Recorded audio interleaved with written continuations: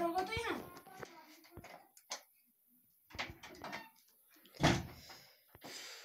Dear student, good evening. बच्चों, कल से हमने यूनिट 3 स्टार्ट की है और हमारी यूनिट 3 है तत्वों का वर्गीकरण और गुणधर्मों में आवर्तीता, classification of elements and periodicity in properties. तो इस यूनिट में हम बात कर रहे हैं पीरियोडिक टेबल की। और पीरियोडिक टेबल हमने कल बात की थी, जनरली 4 ब्लॉक SP-DF में बटी हुई है। एस ब्लॉक के एलिमेंट को नॉर्मल एलिमेंट या सामान्य तत्व कहा जाता है। पी ब्लॉक के एलिमेंट को प्रारूपिक या निरूपक तत्व, इंग्लिश में टाइपिकल एलिमेंट बोला जाता है। डी ब्लॉक के एलिमेंट को संक्रमण तत्व यानी कि ट्रांजिशन एलिमेंट बोलते हैं। तथा एफ ब्लॉक के एलिमेंट को हम इनर ट्रांजिशन एलिमेंट या आंतरिक संक्रमण तत्व कहते हैं।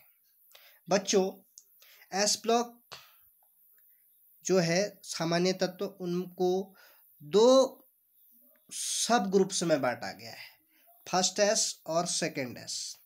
जिसमें फर्स्ट एस एल्कली मेटल्स को रखा गया है, क्षारीय धातुओं को, और सेकंड एस में एल्कली अर्थ मेटल्स या क्षारीय मृदा धातुओं को रखा गया है।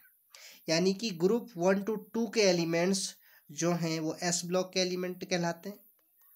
उसके बाद पीरियोडिक टेबल में डी ब्लॉक के एलिमेंट रखे गए हैं जो ग्रुप 3 to 12 तक हैं, 3 से 12 वर्ग 3 से 12 तक के तत्वों को डी ब्लॉक के एलिमेंट कहते हैं, जिसमें संक्रमण तत्व हैं, ट्रांजिशन एलिमेंट है।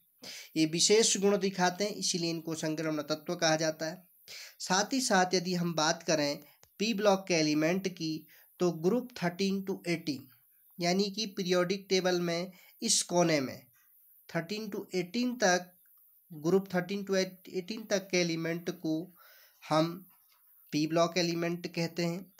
और जो इनर ट्रांजिशन एलिमेंट हैं यानी कि आंतरिक संक्रमण तत्व, जिनको एफ ब्लॉक कहा जाता है, वो 2 कैटेगरीज में, श्रेणियों में बटा है, 4F और 5F।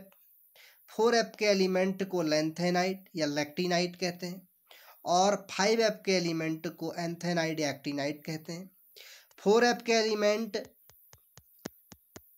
58 सीरियम से 71 ल्यूटेशियम तक, 58 सीरियम से 71 ल्यूटेशियम तक यानी कि 14 एलिमेंट ये 4F में रखे गए हैं लैंथेनाइड में, और 90 थोरियम से 103 लॉरेंशियम LR तक के तत्वों को 5F सीरीज यानी कि एक्टिनाइड में रखा गया है। अब देखिए स्टूडेंट, हम जान चुके हैं कि अभी तक सबसे पहले 94 नेचुरल एलिमेंट की खोज हुई, उनके बाद कुछ आर्टिफिशियल एलिमेंट की खोज हुई। अब एक समस्या ये आई हमें पीरियोडिक टेबल में 100 से अधिक परमाणु क्रमांक वाले तत्वों का नामकरण किस प्रकार किया जाए। 100 से अधिक परमाणु क्रमांक वाले तत्वों का संकेतन या नामकरण किस प्रकार से किया जाए, तो इसके लिए IUPAC, international union of pure and applied chemistry, एक संघ होता है, अंतर्राष्ट्रीय संघ प्योर एंड अप्लाइड केमिस्ट्री का। तो इस संघ ने, जो पूरे राष्ट्र का अंतर्राष्ट्रीय स्तर का है, इसने इस प्रकार का एक व्यवस्था बनाई, एक नोमेनकल्चर की व्यवस्था बनाई, जिससे हम 100 से अधिक परमाणु क्रमांक वाले तत्वों का नामकरण कर सकते हैं। तो इसके लिए क्या संकेतन दिए गए और किस प्रकार से सिस्टम ये तैयार किया गया, तो इसमें देखिए स्टूडेंट, तत्वों के IUPAC नामकरण हेतु संकेतन, अंक, नाम और संक्षिप्त रूप यानी कि शॉर्ट फॉर्म में उनको क्या लिखा जाए। तो यहाँ से 0 से 9 तक के अंक है, नंबर हैं। 0 को IUPAC में नील बोलते हैं और इसको स्मॉल n से रिप्रेजेंट करते हैं। 1 को अन बोलते हैं, इसको स्मॉल u से रिप्रेजेंट करते हैं। 2 को बाई मीन्स 2, तो इसको स्मॉल b से रिप्रेजेंट करते हैं। 3 को ट्राई, स्मॉल t से रिप्रेजेंट करते हैं। 4 को क्वैड, QUAD, इसको स्मॉल q से रिप्रेजेंट करते हैं। 5 को पेंट, p से रिप्रेजेंट करते हैं। 6 को हेक्स, H से रिप्रेजेंट करते हैं। 7 को सेप्ट, 7 से रिप्रेजेंट करते हैं। S 7 से रिप्रेजेंट करते हैं। उसी प्रकार यदि हम 8 की बात करें तो 8 को ऑक्ट OCT और इसको स्मॉल ओ से रिप्रेजेंट करते हैं, और 9 को इन ENN और इसको स्मॉल ई से रिप्रेजेंट किया जाता है। तो un, nil, bi, tri, quad, pent, hex, sept, oct और इन, ये तो 0 से 9 तक के नंबर को बोला जाता है। अब इसी प्रकार हम 10 वाला नंबर बना सकते हैं। 10 वाली नंबर 1 और 0 से मिलकर बनेगी। तो 1 को अन बोलते हैं और 0 को निल बोलते हैं, तो ये हो जाएगा अननिल। अब देखिए स्टूडेंट, इसके बाद एक नया रूल है। तो मूलों को अंकों के क्रम में एक साथ रखा जाता है, इससे क्रमांक प्राप्त होता है। जैसे 100 100 प्राप्त हो जाएगा, 101 101 प्राप्त हो जाएगा, तथा अंत में IUM जोड़ देते हैं। इसका एक नियम और है, यदि बच्चों हमें 101 वाले एलिमेंट का IUPAC नामकरण करना है, नोमेनकल्चर करना है, तो देखिए स्टूडेंट, इसको हम किस प्रकार लिखेंगे।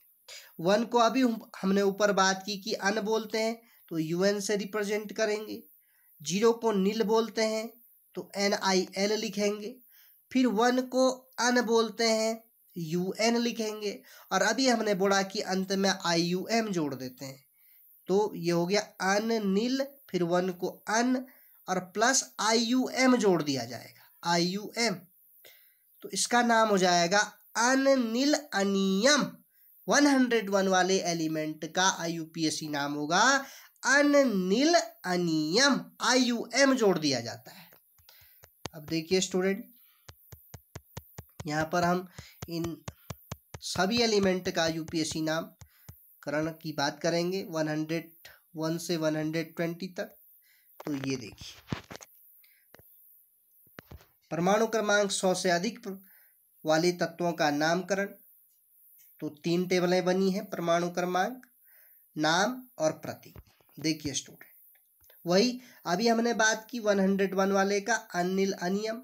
अब 102 वाले की बात करें, 102, तो 1 को अन बोलेंगे, 0 को निल बोलते हैं NIL, और 2 को बाई बोलते हैं।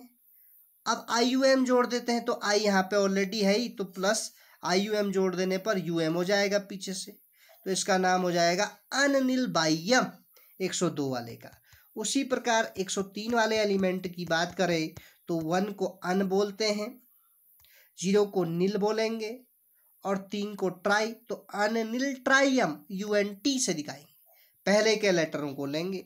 उसी प्रकार 104, 1 को अन, 0 को निल, 4 को क्वेड और IUM जोड़ेंगे तो अनिल क्वेडियम UNQ।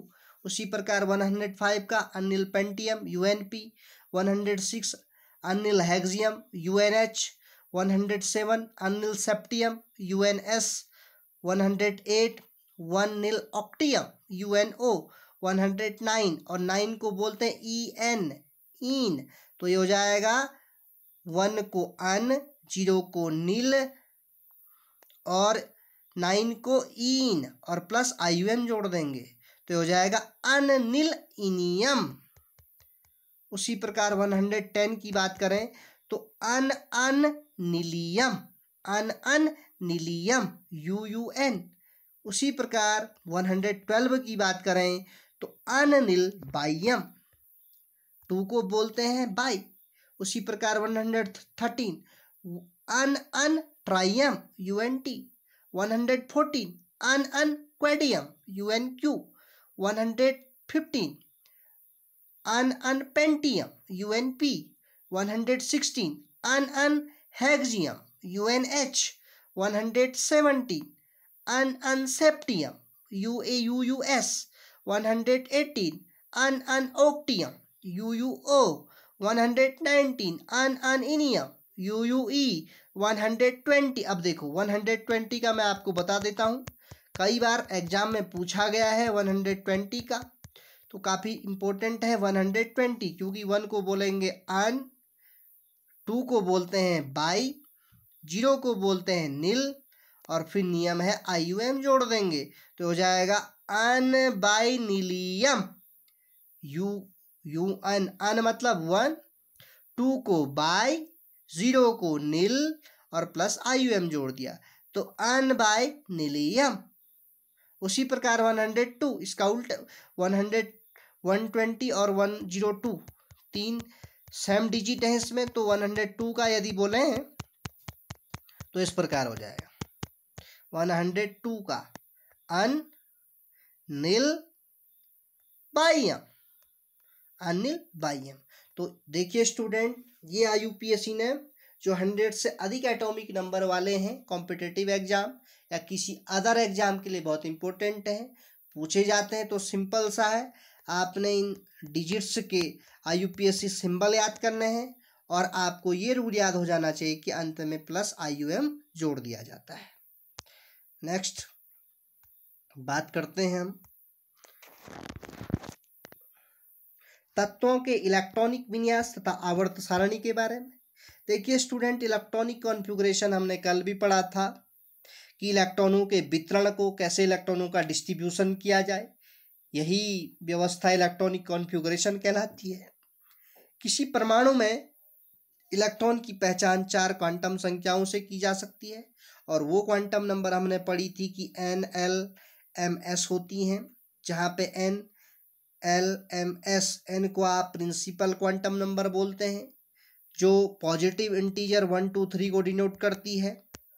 L को हम दिगंशी क्वांटम संख्या या एज्यूमुथल क्वांटम नंबर बोलते हैं। M को हम मैग्नेटिक क्वांटम नंबर या चुंबकीय क्वांटम संख्या कहते हैं और S को स्पिन क्वांटम नंबर या चक्रण क्वांटम संख्या बोला जाता है।